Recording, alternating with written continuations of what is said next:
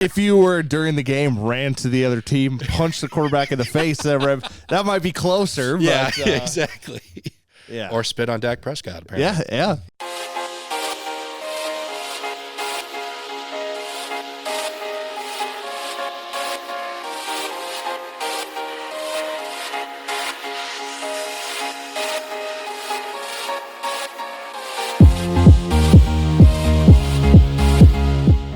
Hello, welcome to another edition of Popcorn Bucket List. And before we really get into this episode here, can I just say how disappointed I am in the Sunday afternoon church fan base for not going to see Downton Abbey a little bit more? I don't know. I had way better expectations for you people. No, it's nobody cares about London and fancy people and that stuff anymore.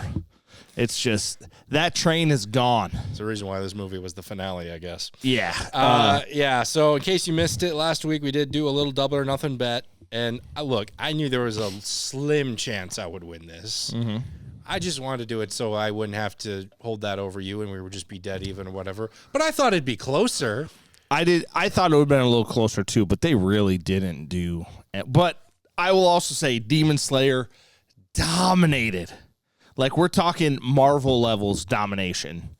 Maybe even better than some Marvel movies. Okay. Yeah. But yeah, okay. Take a step back there, buddy. Some Marvel movies, yes. Take a step back there, buddy. Yeah, even The Conjuring beat Downton Abbey. Yeah. Because you kept texting me updates, which I would also like to state for the record, when we had our initial bet, I was not nearly as imposing and annoying during all that. I didn't send you weekly updates or whatever. Well, it's behind us, whatever. But you were sending me like daily updates and all that, and I was like, well, we still haven't counted the afternoon after church crowd. Yeah. I was kind of hoping to see an actual spike there. There should have been, There should have been. I don't know. But anyway, so yeah, that weekend at box office is behind us here. Let's look to the future here and just move right into our opening spotlight this week. What do you say?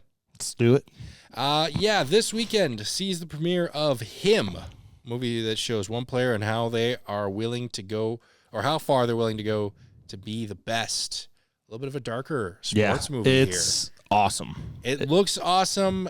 We'll talk a lot more about that later on this episode for sure, but it did get me thinking, when you think sports movies, you think inspirational. You think triumphant. You don't think of them showing the darker side as much. But I was doing a little digging here. There's a lot more of them than I thought. There is. So that's what we're going to talk about here today, the dark side of sports. This week, try to break it up kind of cleverly into 3 separate categories: fall, winter, spring sports. I just basically went on the Minnesota State High School League website and tried to it literally has like a filter thing for you. You can click fall, winter, spring, whatever. Yeah. And that just kind of gave me the idea for which ones would count or whatever. Because, I don't know, I was trying to, just trying to break it up here a little bit, spread it out a little bit.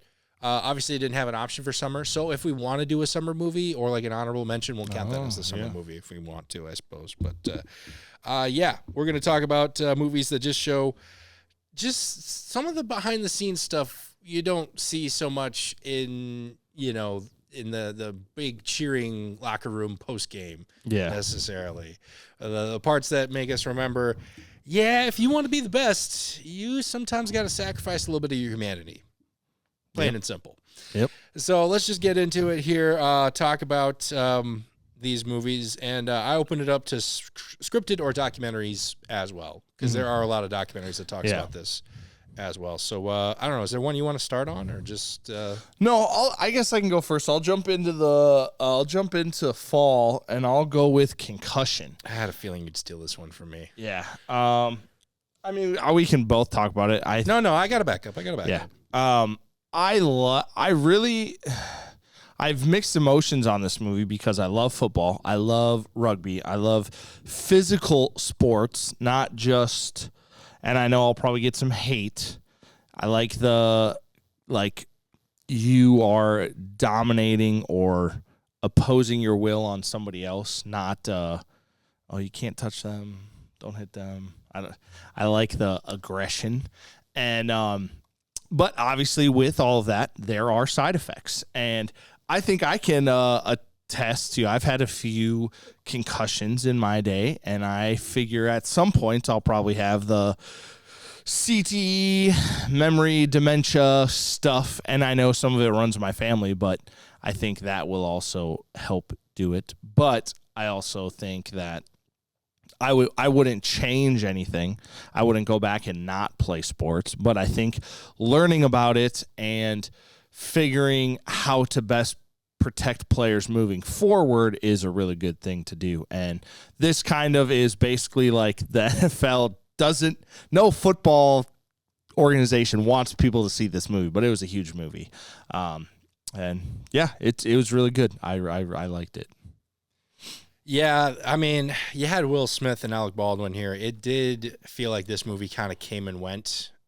I don't think I even saw it in the theaters. I think I saw it after the fact, like on TV or something like that, maybe, I think. But, yeah, it brings up some interesting points, to say the least, and it makes you kind of question the love of the game. And then Sunday comes around, and then you watch football, and you forget all about that again. Yep. So, yeah, it really does show a little bit of a darker side of that sport. And I think it kind of helps put in perspective, like, there are some people that like football, and there are some people that love football.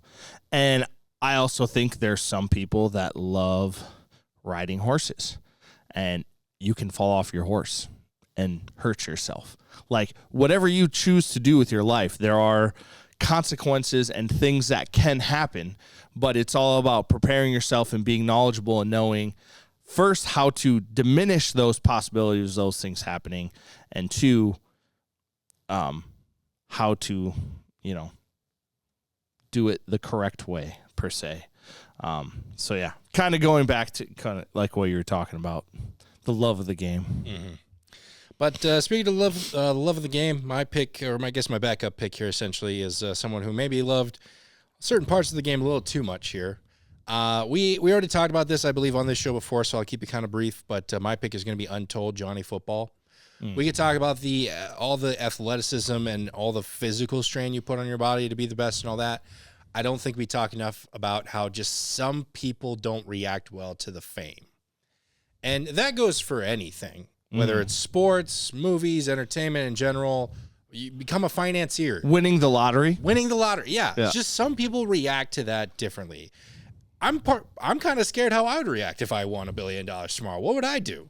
Probably not too many responsible things. I don't know. But I don't know if I'd go too crazy. Yeah. But at the same time, you never know. And that was essentially the case here with Johnny Football. And when I believe when we kind of talked about this early, at one point on the show, I talked about how I don't generally follow college football. I just got other things in my life. I just don't follow it, whatever. But I knew who Johnny Football was. Yeah. I knew who this guy was. I knew the hype that was going into this. And we all saw that crash and burn coming. Yeah. And boy, did it not disappoint. Yeah. Fortunately. And I don't think I realized how bad it had actually gotten or whatever. Because, once he started, faltering and all that, then we just kind of forgot about the guy. Yeah. We didn't think about too much about him. And this kind of completes the story here, completes the arc, so to speak. So, and also I'm going to tell you, he's probably not the only one that experienced something like this. So Not at all. Not at all. But as things get a little bit chillier outside here in real life, let's get a little bit chillier here in the categories. Let's move on to winter sports. Some of the ones that kind of fall into this category, maybe basketball, dance team, hockey, wrestling, that sort of stuff. You can go first, because if you were going to take mine. No, I got a different one for this one. If you can go first again if you want. I'm going with Foxcatcher. This is a wrestling movie about Mr. DuPont, right? DuPont? I think that's how you pronounce it, yeah. And it's got Mark Ruffalo, Channing Tatum, and the wonderful Steve Carell with a weird nose. And he kind of does stuff like this the whole movie. Phenomenal acting job by all three of them, but it tells the story of, I think it's like Foxcatcher Camp, and they all go to this camp to help train for, I think, the Olympics, or at least like world wrestling. I mean, once you kind of train for that top level, you're kind of training for all of it, whether you want to go for like a world championship or Olympic level, something like that. So, and it kind of shows the dark side of I would say, a lot of professional athletes in not the main four major sports, whereas you don't really have that much money. You don't really have money. You can't have a job because you're training all the time. Like, there's a lot of mental mountains that you have to come over, and the kind of people that maybe attack or attach to you and leech off of you. And yeah, it's very, very, it's a sad story. The real story is based on a true story, but yeah, it's a powerful movie. I'm really curious after we see him, because obviously we're recording this before we see him, if a lot of the same parallels are going to be here as with Foxcatcher. Because with Foxcatcher, you get a lot of the same idea. Are you talking about with him? Yeah, with him. I thought you were referring to a person. I'm like, No. Yeah, okay. Yeah, this movie's going to be really confusing when it comes out, when we start talking about him. Yeah. Like, wait, who him? Yeah. It's going to be a who's on first bit all over again. But there's a lot of the same parallels I've noticed as far as like, okay, how far are you willing to go? The person who's training you, how much are you willing to trust him? How far is the trainer willing to push you and all that? Yeah. With him, obviously, if you've seen the trailers, it's very stylized. It's very exaggerated. Might even be satanic stuff in there. I don't know. Yeah. I maybe saw an upside down cross at one point. I don't know. Yeah. But I am curious, out of all these, I think this one might be one of the best ones to go into before him, because I feel like there's going to be a lot of the same parallels here as far as, from an athlete's perspective, is it worth it? Is it worth all the fame or the success going through all this sort of stuff? Yeah. So I really think that's a good pick overall. So for my winter pick, however, I'm going to go with I, Tonya, figure skating movie here that doesn't really focus as much on the figure skating portion of it. But it does, again, apply that idea of how far are you willing to go. Some people push their own bodies too far beyond the brink. Some people psychologically or mentally kind of break and think to themselves the only way to go is the route of sabotage. Unfortunately. Yeah, this is an interesting movie here, and I think the more and more we look back on it is kind of like, well, is it, I don't want to say justifying, obviously, Tonya and everything like that, but it's giving the story from her perspective, which I do think is important, but it does, I don't know, there's still just a few unknowns to this story overall that it's kind of like, well, if certain things did happen certain ways, this movie is sort of forgiving her / not giving her the blame, maybe. Yeah. But again, we don't really 100% know, I don't think. Yeah. So maybe it is okay to give her a little bit of a pass. I don't know. There's only 3 people that are going to know. Her and the 2 guys that kind of did it together. I think it's 4 people. I think so. It's her and her boyfriend, and then her boyfriend asked her friend, played by Paul Walter Hauser, and he asked the guy to go do it. Oh, okay. So I think it's 4 people, really. Yeah. I think. I mean, that's how convoluted this whole thing was. Yeah, it was kind of goofy. Yeah, this was a whole thing that was national news. But, I mean, overall, from a movie perspective, I mean, you have a really great performance from Margot Robbie here. Whether you like the actual person of Tonya or not, she does a really good job here, I think. So, but again, it just brings up that idea of, okay, you think to yourself, how far are you willing to push your body, but how far into that dark side are you willing to step over that line to be the best and, remove competition, so to speak, and all that. A lot of people, they'll come up with trick plays. Mm-hmm. I'd be curious if way back in the day when you came up with like the first trick play, was that considered like dirty football? At that point, that would have been considered going over the line. Yeah. And it just keeps on moving here. But obviously, this is way over the line. I just realized I maybe was comparing 2 things there that probably shouldn't be compared. Should be compared. Yeah. Tonya hiring a guy to assault someone and someone doing a Hail Mary hook and ladder play is not the same thing. Not the same thing. I just want to make that clear. If you were during the game, ran to the other team, punched the quarterback in the face, that might be closer. Yeah, but, exactly. Yeah. Or spit on Dak Prescott, apparently. Yeah. There we go. Yep. But that's our 2 winter picks here. Let's move on to spring. One of my favorite seasons overall. And I think some of my favorite sports, believe it or not. Mainly because NASCAR gets started around that time. Well, I guess it's late winter. I'm rambling now. Anyways, let's move on here. What's your spring sport pick? I'm actually going to change it up. I'm going to go with Icarus. Calling an audible. I am. I'm going with Icarus. It looks into the rushing doping for the, I don't remember what year it was. It was like multiple years. Yeah. It was kind of a question of which year didn't they do it? And kind of more, I would say, broader into the Olympics and cheating and drug usage and how people are using these performance-enhancing drugs, knowing that, like, oh, hey, I'm going to get tested between this day and this day. So I need to stop using drugs from this time to this time and we'll be clean. Or, hey, if I use this new drug that they haven't figured out how to identify yet, then we can do that. And it's a whole thing. And the sad part is there is way more people doing it probably than there should be. Nobody should be doing it. But also at the same time, if you're not doing competitive sports, if you want to dope, you probably can dope. You know what I mean?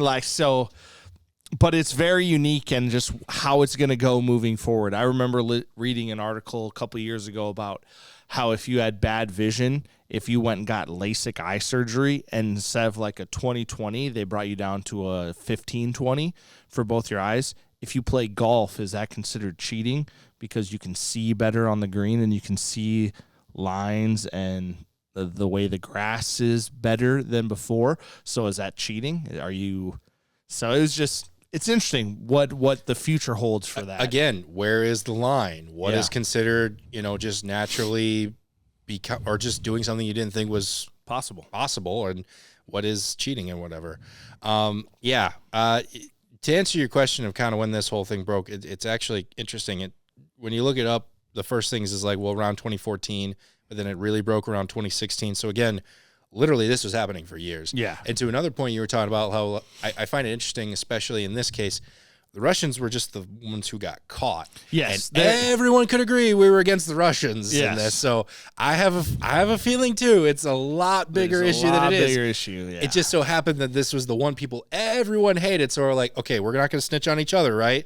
But we're going to snitch on them. Yeah. Everyone's in agreement with that. All right, let's do it. Yeah. So yeah, I'm almost scared to see how far that all goes and everything like that. But my pick for spring sport, and again, this is just because most motorsports kind of start in their spring here. So obviously, we're talking sports here. I'm going to bring up a motorsport movie. Yeah. If I didn't, you'd be concerned, right? I would be. Yeah. I'm going to bring up Rush. Believe it or not, I could have picked Days of Thunder because same veins. I feel like, but I feel like Rush kind of brought up the. There's a specific scene that shows the dangers of the sport. Mm-hmm. And I think F1 and IndyCar especially this applies to because they do more often than not race in the rain. Mm-hmm. NASCAR has been a little bit more each and every year because they've been advancing. They've been figuring out ways to do it. But F1 and IndyCar, they'll try and do it on just about any track. And this movie's set in the 70s. So not all the big safety features we have today. Yeah. So there was legitimate fear here that was trying to be avoided, and a legitimate danger that was trying to be avoided here that unfortunately just wasn't. And because of that, one of the characters in here, I'm not going to spoil it or anything, does suffer some consequences from it and all that. Does go back to racing, thankfully, but is physically disfigured from it for the rest of their lives and all that. And it just brings up this interesting thing that I think doesn't get brought up enough. I mean, the F1 movie showed a fictional version of that where there was a crash and unfortunately was out. And it's just like that. Yeah. All of a sudden, he was going for the pass for the lead, about to win, and in a matter of seconds was fighting for his life. Yeah. And I mean, that's the danger of a lot of sports, if not all of them. Mm-hmm. So I think that's a little bit of a darker side that I don't think we like to acknowledge as much. I agree. And I got one honorable mention. Yeah, go for it. So for my honorable mention, I think it's very topical, is I'm going with Uncut Gems and the dangers of sports betting. Didn't even think of that. That's a good pick. I personally don't sports bet. I'll do some fantasy stuff, but not bet MGM or all of the game day pick'em things. But I have a lot of friends that do, and some that are very good at it, and some that are not so good at it. But if you watch Uncut Gems, very Safdie brothers movie, fantastic movie. Adam Sandler's great, but it really kind of explores that deeper end of sports betting, that heavier end of a lot more money, a lot more often. And obviously sports betting's been around forever. People do it. A lot of people win a lot of money and some people lose a lot of money. So it's another look at the betting side.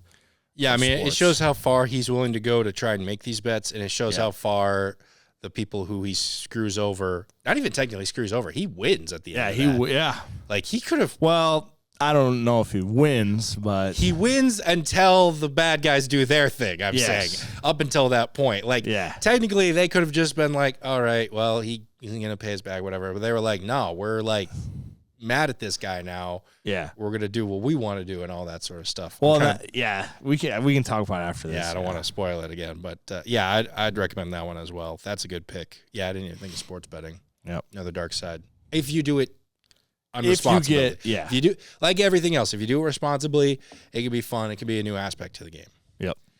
But, yeah, those are some of our picks. Let us know in the comments what are some sports movies you think show sort of the darker side of sports. And yet, despite all these dark sides that we do acknowledge, we still watch it each and every week. That's the hold it has on us, folks. Hey, we talk a lot about movies on this channel, but sometimes the ones we talk about aren't the most accessible. That's where the Marshall-Lyon County Library comes in handy. They have a great collection of physical media, as well as a couple of online services with many, many options for movies, TV shows, and documentaries. It's easy. Just get your own library card at the Marshall-Lyon County Library and gain access to their large variety of movies, TV shows, and of course, books. Also, be sure to check back every month as we here at Popcorn Bucket List make specific movie recommendations based on a monthly theme.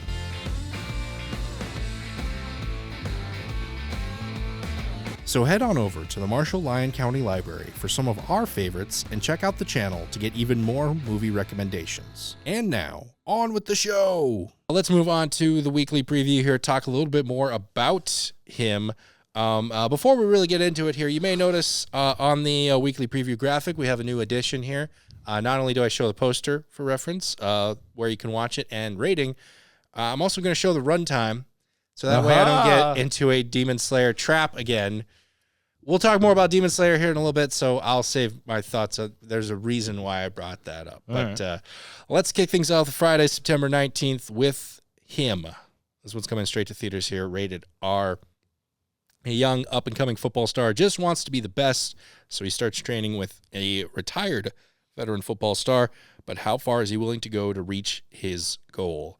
Not directed by Jordan Peele, but was produced by his company. It looks like it has all the same vibe. Oh, yes, 100%.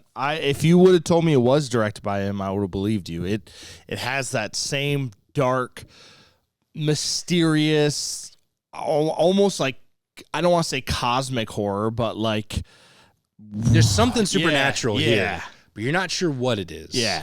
Similar with Get Out, similar with Us. There's something off. Yep. But it looks normal. Yeah. So what's off here? What's going on? I can't wait to watch this. It's going to be great. Yeah, when I first saw some of the initial teaser trailers for this, I was really excited. Not only just because of who's behind all this and everything, but Marlon Wayans starring in this one. Looks like he's given a really good dramatic performance. Yes. This is not a Marlon Wayans we see very often. Yeah, not a hunky-dory, funny comedy one. It is a serious, dramatic role, and I think it's going to be great. What's also interesting is the main star of this, from what I could tell here, was an actual former football player. Former college wide receiver, Raik Withers, which I think is ironic because I think he's playing a QB in this. He's a quarterback. Yeah. But he was a Every wide receiver. receiver's dream. Yeah, I was going to say, is this him playing his fantasy a little bit, I think? Yeah. But, yeah. Did you have something to say, Carter? I thought I heard the mic key up. No. Oh, okay. I'm just hearing things then. I thought I heard it too. I'm just actually legitimately hearing things. I think it was Carter breathing. Okay. I didn't even press a button, dude. Okay. Someone Carter. did. Okay. Someone did. Yeah, super looking forward to this one here. Anything else you want to say on him? No. Can't wait to see him. Mm-hmm. Maybe find out what his name is. Yeah. I could totally see them doing Christopher Nolan with Tenet and just calling him. Like Tenet, he was the protagonist. Yeah. We just never find out what his real name is. Yeah. That'd be pretty metal, I think. That'd be cool. I like that. I like Tenet a lot. Yeah, me too. Thinking about after, sitting with it for a little bit, it was really good. Well, speaking of a little bit of time travel here then, this might be something to check out here then as well. A Big, Bold, Beautiful Journey. Also coming out to theaters, also rated R. A man and a woman go on a time-hopping adventure, learning about each other's past to help them figure out their futures. This one's starring Colin Farrell and Margot Robbie, so regardless whether or not this is good, it's going to be the best sounding movie accent-wise, I guess. You know, yeah, Colin Farrell, he's got an interesting accent. Margot Robbie, she's got a nice voice as well, I feel like. So Yeah. at the very least, Is this the ASMR maybe pick of the week? Even if it's not a great movie, it'll make a great audiobook. Yeah. How about that? Maybe? Yeah, there you go. I'll say on paper, when I first kind of started reading about this movie and kind of what it was about, I got really, really intrigued. Partially because, again, I'm big into time travel. Even though it's a romantic comedy, I feel like, well, you know, romantic comedy time travel movies have worked in the past. Yeah, Like what? About Time worked. I thought, at least. But I don't see that one. well, okay, then you don't have an opinion in this fight anymore then. That being said, when I did finally watch the trailer and I started seeing them talking and everything, this may have some of the most cliche dialogue I've ever heard in a while. Yeah, it's not for me. You can watch it. Let me know how it is, Nick. You fill me in. We'll wait till next week. Tell me about it. I don't know if I'm going to have time to watch it.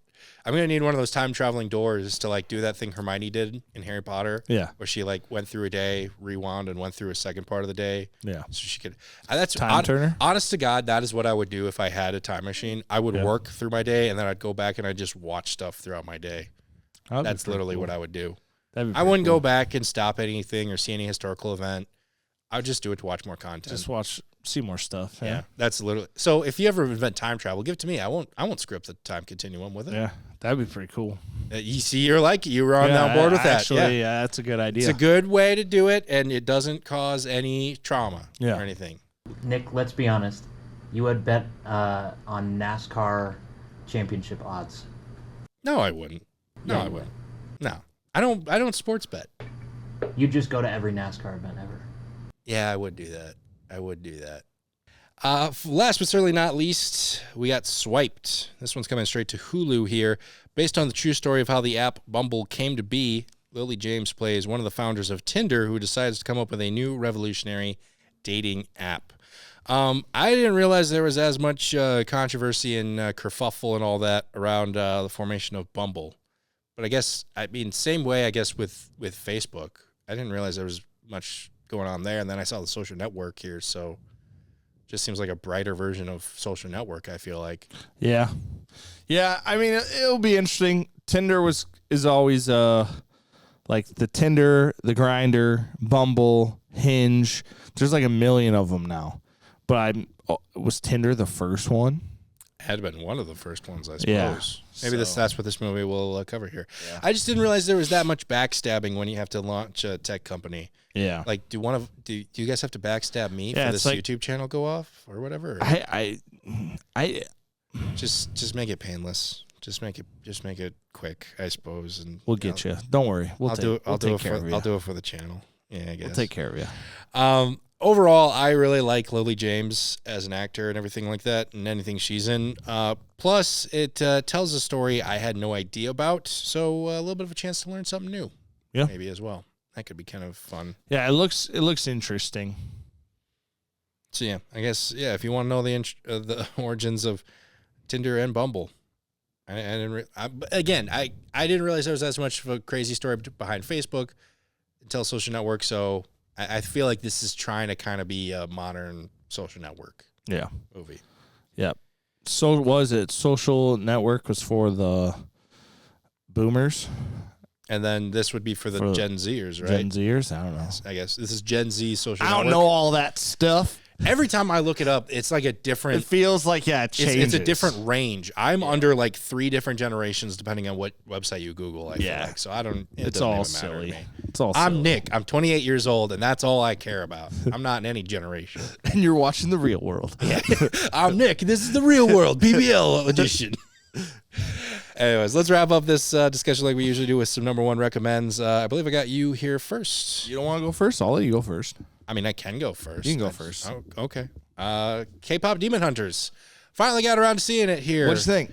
I love this movie. Isn't it awesome? I heard about the animation, and I was like, it's Sony, so it's going to be good. I heard a little bit about the humor. I laughed more than I thought it would.